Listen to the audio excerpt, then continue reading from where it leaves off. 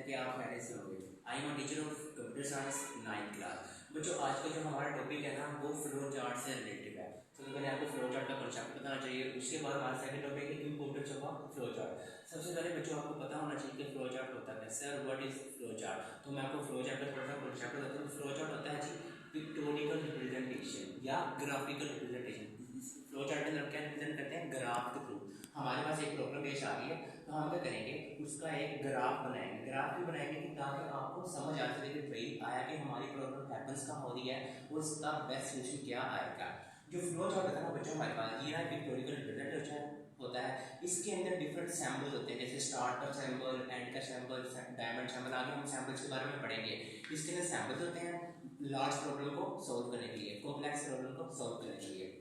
तो flow chart का purpose ये है कि ये ग्राफिकल रिप्रेजेंटेशन होती है, ठीक है, और इसके अंदर डिफरेंट सैंपल्स होते हैं एक प्रॉब्लम को सॉल्व करने के लिए। बच्चों आपको राइट साइड पे एक एग्जांपल नजर आ रही है। देखिए आपको एक ना मसला पेश आ गया कि आपने शूज पहने हैं। क्या पहने हैं? शूज। तो आप देखो हम सैंपल्स लगाएंगे। अभी ये प्रॉपर सैंपल्स नहीं है, ये आपको बताया गया है सैंपल क्या है कि भाई फ्लो चार्ट होता क्या है। अब देखो सबसे पहले हमारा प्रोग्राम स्टार्ट होगा।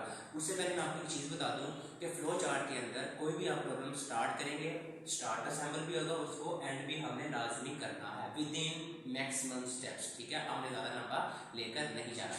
तो हमारा पहला स्टेप है स्टार्ट का, हमने स्टार्ट कर लिया। उसके बाद टेक शूज एंड सॉक्स। अब देखो आपने शूज पहने हैं, ठीक है, आपको मसला पेश आ गया तो आप करेंगे सबसे पहले आपको सॉक्स चाहिए होंगी, उसके बाद शूज चाहिए होंगे। उसके बाद पहले क्या करेंगे आप, वेयर शूज, सॉक्स पहन लिया आपने, उसके बाद वेयर शूज पहन लिए और हमारा प्रोग्राम एंड हो गया।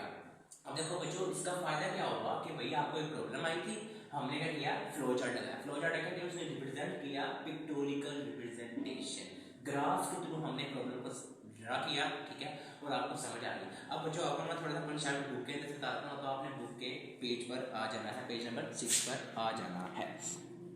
अब ना यहाँ पे ना आपको फ्लो चार्ट की डेफिनेशन नजर आ रही है। कहता है flow chart is a graphical representation of steps to solve a problem. कहता है हमारे पास फ्लो चार्ट क्या होता है, ग्राफ्स के थ्रू एक रिप्रेजेंटेशन होती है, रिप्रेजेंट करना, पेश करना, ठीक है, सैम्पल्स होते हैं। कहता है we use sample for each step and these sample are connect with the help of arrows.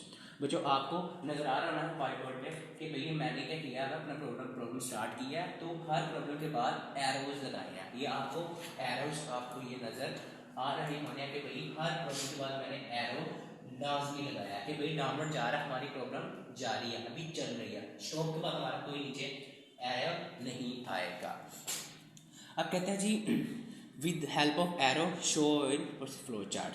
कहता है प्रॉब्लम आपको नजर आ रही है, कहता है simple problem of wearing shoes and socks. ये आपको मैंने अभी व्हाइट बोर्ड पर डिटेल में बता दी है। तो अब बच्चों हमारा सेकंड टॉपिक है importance of flow chart in problem solving. अब बच्चों सबसे पहले आपको पता होना चाहिए कि भाई इसकी क्या अहमियत है, हमें क्या चीज़ ने कटा कि भाई हम इम्पोर्टेंस फ्लो चार्ट को यूज़ करें।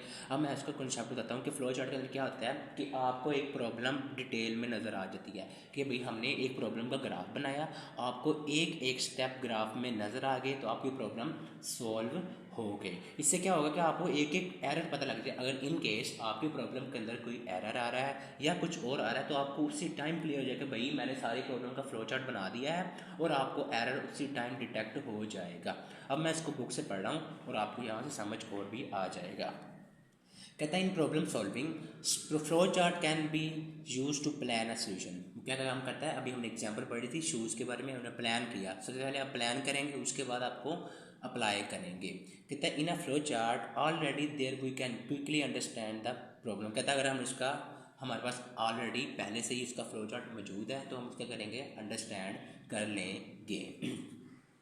आगे बच्चों कहता है it is more effective and visualise a solution graphically than a text. अब देखो हमारे पास दो पार्ट्स होते हैं, या तो हम टेक्स्ट से थ्रू लिख सकते हैं या तो हम ग्राफ बनाते हैं। अब टेक्स्ट लिखना तो लंबा काम हो जाता है लेकिन उसके अंदर हमें एरर वगैरह डिटेक्ट नहीं होता। जब हमने उसका ग्राफ बना लिया हमें एक एक चीज़ वाज़ेह हो जाएगी। उससे क्या होगा कि भाई आपको कोई भी अगर एरर है तो वो आपको फ़ौरन डिटेक्ट हो जाएगा।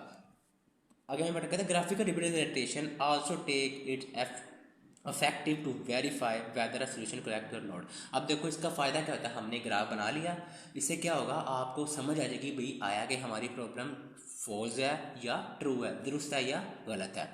कहता है it is also a good way to communicate a solution of a problem with other people. इससे क्या होता है कि भाई आपको दूसरे पीपल के साथ कम्युनिकेट करना। अब बच्चों कम्युनिकेट क्या होता है कि एक जगह से दूसरी जगह हमने इन्फॉर्मेशन को ट्रांसफ़र करना होता है, बताना होता है, इससे ये इफेक्टिव वे होता है। बच्चों आज हमने दो टॉपिक पढ़े हैं।